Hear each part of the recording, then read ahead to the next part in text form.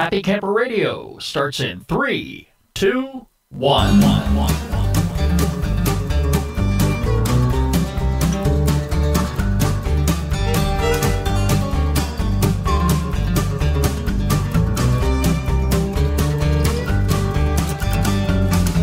Hello, my friends. Welcome back once again to another edition of the Happy Camper Radio Show. I'm Skip. I am a happy camper, and no question about it, we are going to make a happy camper out of you. It's episode 120, and on today's show, folks, we're going to be talking to somebody who is living the life of camping each and every day out on the road along with her husband and her kids. Have you ever dreamed of going camping, just selling everything you own, packing it all into your RV or your motorhome, and going out and living life on the road, going from state to state, place to place, and anywhere your heart desires? A lot of us only dream of doing that. Well, on today's program, we're going to be talking with somebody who not only did it, but has been doing so for the past 5 years, and she has a new book out. We'll be talking to her in just a few moments. Our phone number here at the Happy Camper Radio Show is 404-537-2267. That's 404-537-CAMP. You can like us on Facebook, follow us on Twitter at Camp Talker, add us to Circles on Google+, and now subscribe to our brand new YouTube channel. There's so many ways you can connect up to us. Just go to our homepage, www.happycamperradio.com. You'll find all of our social media icons over on the right-hand side of the page. And while you're there, check out our brand new Stitcher player. It's right there in the center of the homepage where you can hear our last 4 episodes of the show. We made it so easy for you to do that. Also, if you want to hear any of the previous episodes we aired, just go to the toolbar in the upper right-hand corner and click on podcast episodes. You'll find them all right there. Studio tour. See where we make the magic happen here at the program. And also, we check out some of the safety tips that we have for you, too. Some things to consider for your next camping trip. Let's head on over to the shout-out window. I've got some guests I want to say hello to, some folks who just signed on to social media this past week. First of all, to Riveting Travel, Amy Kirby of Bloomer, Wisconsin, Kimberly Travaglino, who we're going to be talking to in just a few moments. They like us on Facebook. John Ahern of Southern Gold Coast, Australia, Susan Bennett of Los Angeles, California. They're following us on Twitter. Stephen Graves of Tucson, Arizona, Michael Thompson, Route 66 Cruisin' Country, Avanice Galo, George Hall, Shalise Alves of San Diego, California, Clanice Lerwick of Colorado, Laura Janet, and finally to Harry Othamant, who added us to Circles this past week on Google+. Thank you, each and every one of you, for joining us. We are so happy to have you as part of this great Happy Camper Radio family. Would you like to be a guest on the Happy Camper Radio Show? I'd love to have you. Get in touch with me, Skip, SKIP at happycamperradio.com. If you have something in the world of camping you want to talk about, if you've written a new book, if you're traveling like our next guest is and want to share it with the world, this is the radio program you need to be a part of. Get in touch with me, Skip, SKIP at happycamperradio.com. All right, we have a guest waiting in the wings here. She's on the phone, and I want to get her on the line right now to talk about her brand new book. We are so delighted to have on the Happy Camper Radio Show this weekend. She is the author and co-founder of Full-Time Families RV Membership Club and fellow podcaster at Road School Moms, Kimberly Travaglino. Hello, Kimberly. Hi, Skip. Thanks so much for having me. I'm so excited to be on the show with you today. Not as excited as I am. Kimberly, wow, you and your family have been traveling the country in an RV now since 2010. Is that correct? That is correct. June of 2010, going on 5 years. Wow, you've been to 39 states so far, and there doesn't appear to be any end in sight to your journey.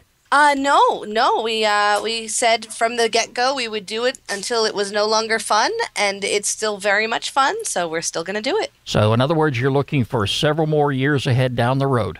Absolutely. Okay. What made you want to uproot your family, sell all of your belongings, and hit the road?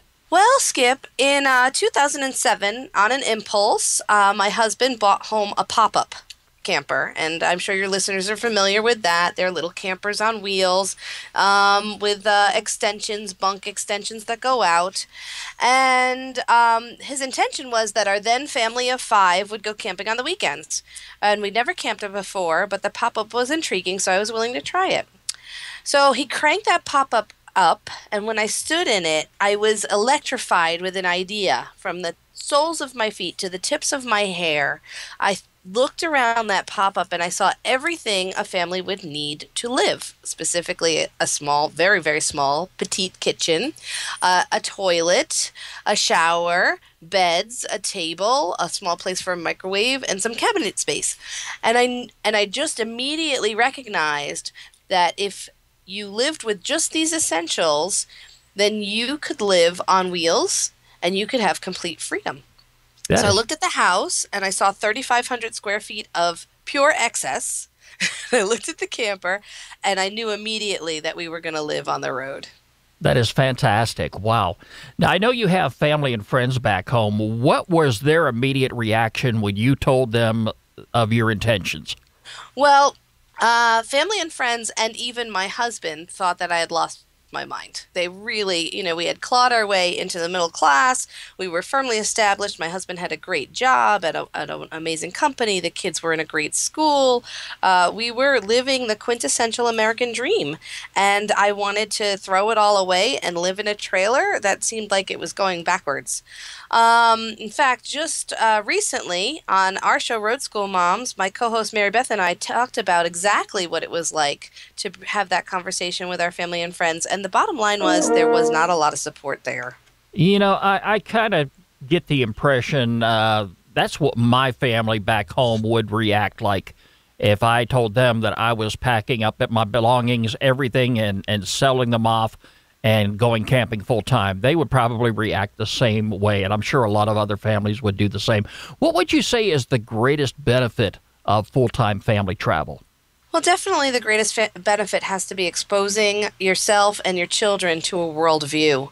Seeing the world through the lens of a traveler creates an attitude of empathy and understanding that you just can't get on vacations. It's lovely to see awesome things like the Grand Canyon and Yellowstone, but if that's what our journey had been about, we'd have been done a long time ago.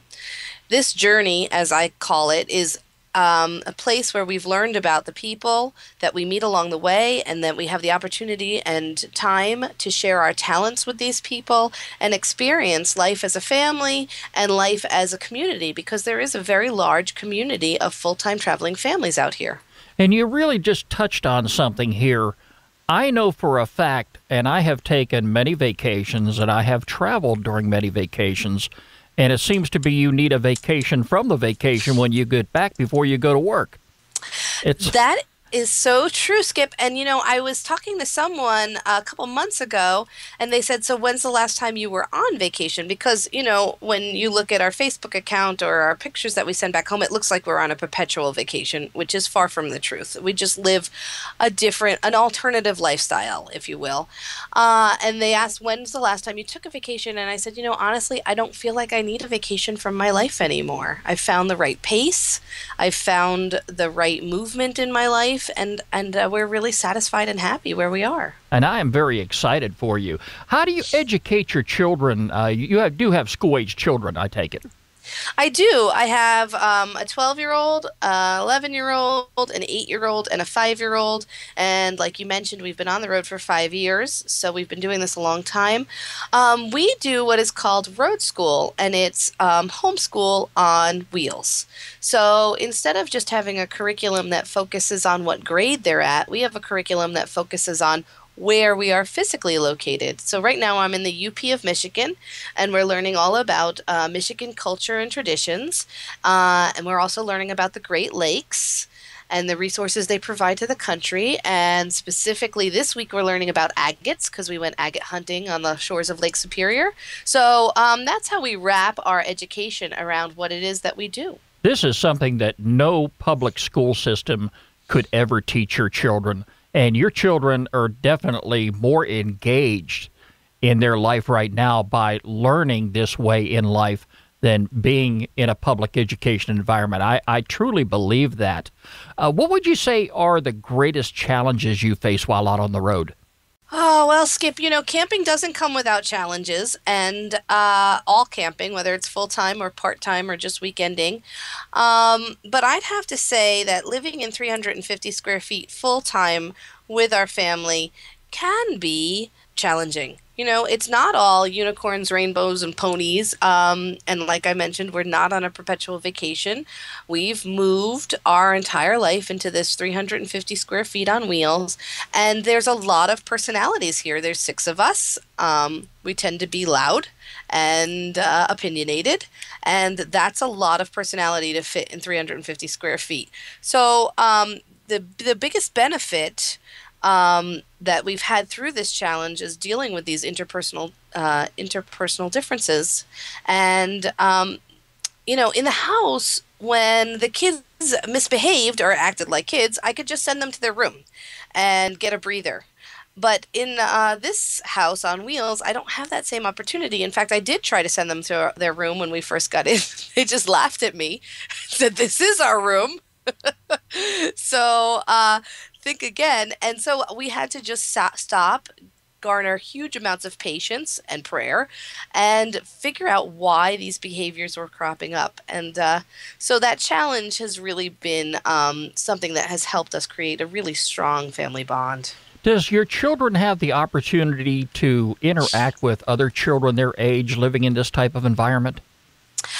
I understand completely why that would be a concern. A lot of people who get the idea to full-time travel envision that they're going to be on the road all by themselves. And like I mentioned, there's a huge community out here, so that could be farthest from the truth. We have the distinct benefit of running rallies. We run rallies for families who live the lifestyle or are interested in living the lifestyle. And so we've met thousands of families on the road, and as opposed to what you might envision, that my kids live in this little bubble and that they're very unsocialized, my kids have gone with their best friends to some of the most amazing locations in this country. For instance, they recently went surfing in the Pacific Ocean with their best friends, and then another time we went rock mining in the desert with their best friends. Because we get to travel with families, they get to share these experiences that are way beyond what their peers are getting to do. How long do you typically stay in one location at any given time? That's a great question. When we first started, we tore up the country like crazy, and then we got what I like to call traveler's fatigue. We got to the Grand Canyon and we're like, yep, it's a hole. Next. So that's a big tip, that we've seen too much and done too much in a little amount of time.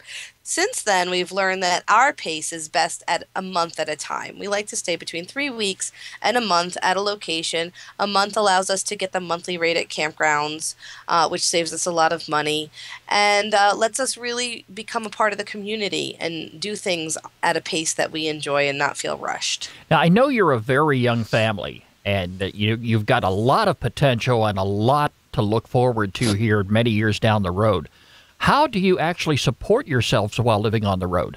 Well, that's the $64 million question, and it'd be lovely if I supported myself with $64 million, or at least $1 for every time I got the question. We're not trust fund babies. We didn't win the lottery.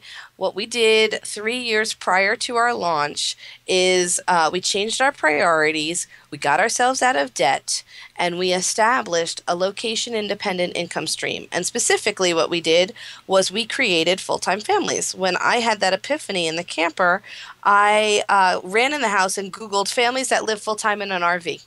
And I found a lot of information for our retiree counterparts. But I had significantly different challenges that I was interested in figuring out, specifically how to educate my children, how to have health insurance on the road, how to generate an income, and there was no information there for me. And so, little by little, I sought out people who were living the lifestyle on the road and accumulated information from them and put it in one place on the internet called fulltimefamilies.com.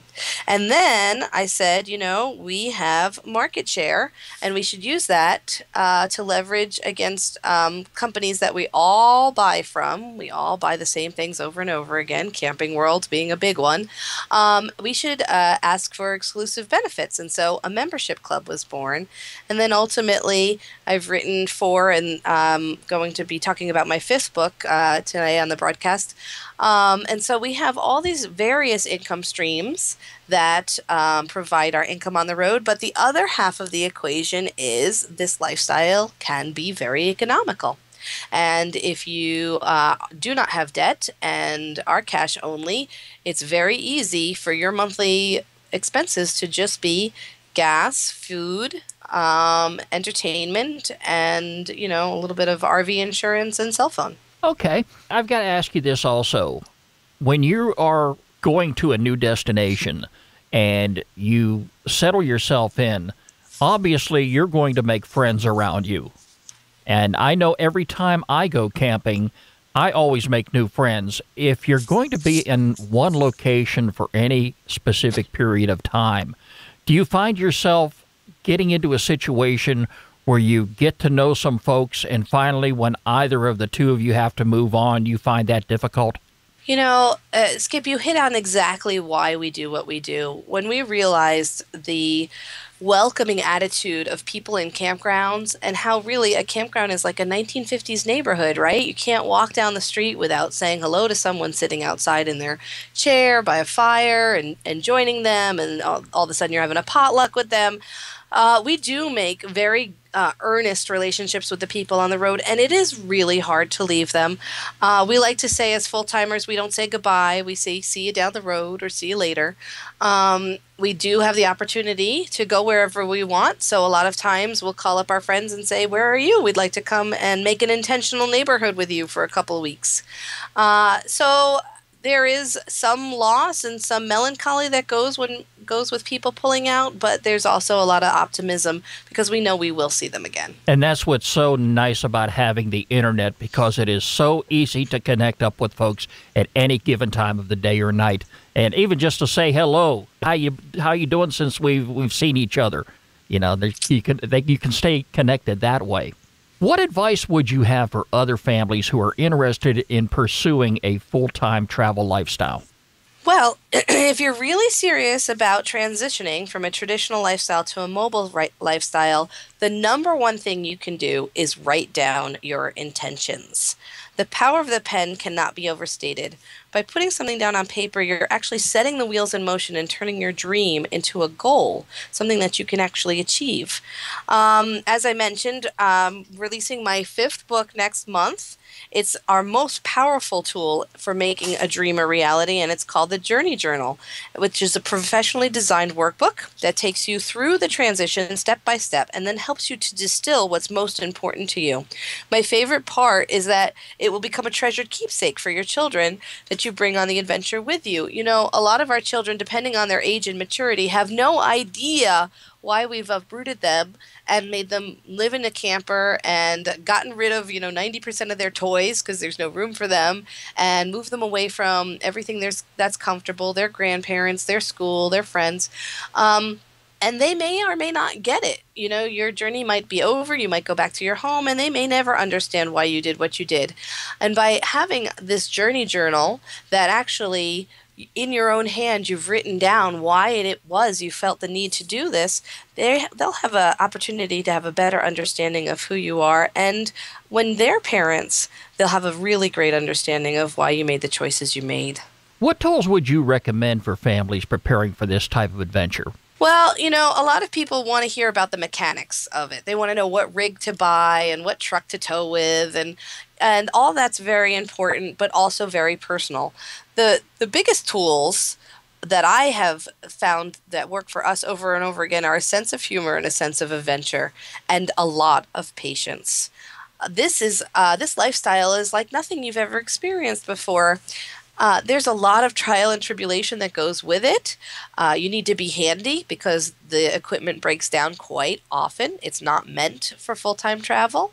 So every time you move the rig, chances are good you're going to break something. So having a sense of humor and a sense of adventure goes a long way. I'll tell you, I am really excited. I tell my listeners all the time, I wouldn't mind living on the road full time. And the only thing stopping me from doing that right now, because I am semi-retired, I could actually retire right now if I wanted to and pay off what debt I have and live this type of lifestyle. And the only reason I have not done that is because we are a multi-pet household here. And we've got lots of cats. We've got a pit bull terrier, and they take up our life full-time around here. And I know living out on the road with pets, I mean, maybe one dog I could understand, but if you've got a lot of pets, that would be a real challenge, and I couldn't see how that could happen. Do you have pets with you? Actually, I do, Skip. Oddly enough, three of my four children each have their own dog. So we have 3 dogs here. Of course, it's best that they're of the small variety. We have 2 Chiweenies, which are Chihuahua Dachshund mixes, and we find them to be excellent travel companions. And then we have 1 Chihuahua who runs this entire house, and she's just a hot mess. Wow. Since I'm talking with you, I would never have thought that you have pets, and you got 3 of them? Wow, that is awesome. So it does work. Absolutely. At this point, it's absolutely seamless to me, whether I live in a house or a camper. We enjoy living in the smaller space. It's just something that's really comfortable for us. I think as human beings, we're meant to have that connectivity, that physical connectivity in our lives. When we sit on the couch, all 6 of us, we're definitely all touching. So, and it's just something that's very comforting to the kids to know that wherever we go, their stuff is with them. And, the mobile life really appeals to us, and our dogs love it too. One of our dogs is named Miles, and he's our mascot. And I was about to say, the neat thing here is, weather permitting, you can go out and sit by the campfire anytime you want. Absolutely. Yeah, that's right. We live most of our life outside. We travel with good weather. So we're always looking for temperate climates where we can enjoy the outside activities and specifically go hiking, go geocaching, go rock hunting, and all sorts of fun stuff that we like to do. Wow, and you can do it all. Kimberly, where can we find more information about full-time families on the web? Well, Skip, thanks so much for asking. You can go directly to fulltimefamilies.com, but as a special gift for your Happy Camper listeners, I've created a special page with a free gift that I'd love for your listeners to take advantage of, and that's at fulltimefamilies.com/listeners. And we'll make sure that we put that on our social media pages because a lot of our listeners do interact with us.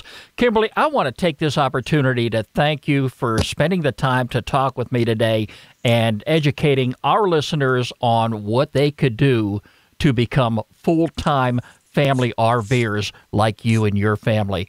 But it's been a pleasure having you on the program today. Definitely we need to stay in touch, and by all means, drop us a line every now and then when you're out on the road. Absolutely, Skip. Thank you again so much for making the time for me, and I look forward to hosting you on Road School Moms. And I'm looking forward to that also. We're talking with Kimberly Travaglino. She is the author and co-founder of Full-Time Families RV Membership Club, and again, fellow podcasters at Road School Moms. Kimberly, thank you again for talking with us today. Wasn't that great? Folks, I'll tell you, I wish I could be living the camping lifestyle that Kimberly and her family are living right now. Imagine waking up in the destination of your dreams each and every day. You make the decision where you are going to go, the states you're going to visit, the places, the sights and sounds. All of that is right there at your fingertips. All you've got to do is get out there and do it. And Kimberly has made it so easy for us. Get a copy of her book, How to Hit the Road. I'm going to have some information on our homepage here for the next couple of weeks. It'll be right there for you to click on, including a link to your free gift. So definitely check it out. Go to www.happycamperradio.com and you'll find the information there. Again, Kimberly, thank you so much for being on the show. And speaking of camping, have you already taken the pledge to be part of the Great American Campout 2015? Guess what? I went to the website here just the other day, and they are almost at their goal of 100,000 people pledging to go camping. The magical number at last check was 99,373 campers. We can help them reach that goal, folks. I would love it if Happy Camper listeners put that number over the top. I've got some links to that on our website, too, the National Wildlife Federation's Great American Campout. Go there and visit it now. Even a link there so you can make the pledge. I've made it so very easy for you to do. Next week when I get back on the show, I want to be able to say, hey, they reached their goal, 100,000 campers. And if you don't already know it, their national sponsors are donating $1 for every person who takes the pledge to go camping, all the way up to $100,000. So get online, make that pledge today. It's time now for our featured campground of the week here on the Happy Camper Radio Show. Yep.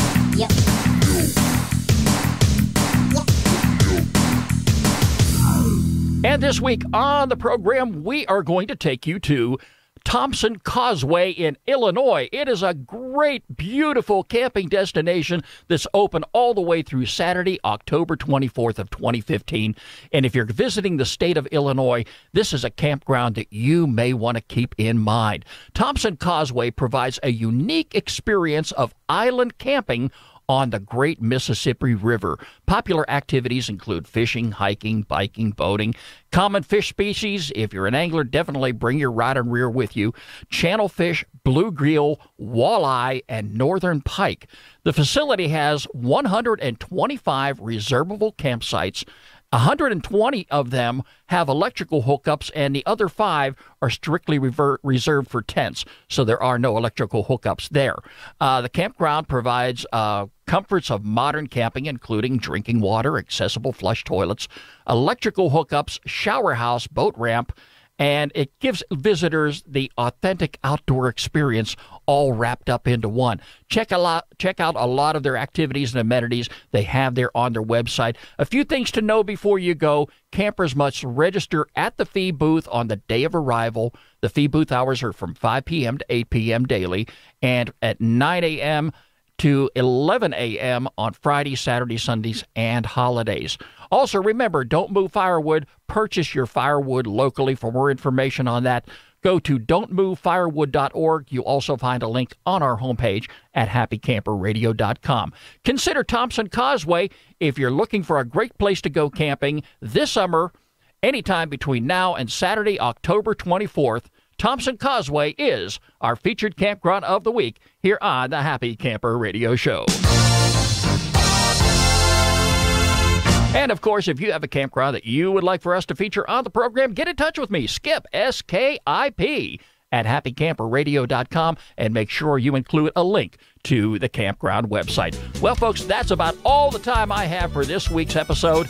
I want to thank Kimberly again. I am so excited for her. That was one of the most exciting interviews I have ever done, and I'm looking forward to being on her program here in the days and weeks ahead. So definitely stick around, and I'll give you some information as that time approaches. Hey, folks, remember, every pet deserves a loving home. Do like I do. Visit your local shelter and adopt a pet today. You can visit us online anytime at www.happycamperradio.com. Like us on Facebook, follow us on Twitter at Camp Talker, add us to Circles on Google+, and now subscribe to our brand new YouTube channel. The Happy Camper Radio Show is a presentation of Skip Huber Productions. I'm Skip. I am a happy camper, and no question about it, my friends, we are going to make a happy camper out of you. Catch you next week. You're listening to Happy Camper Radio.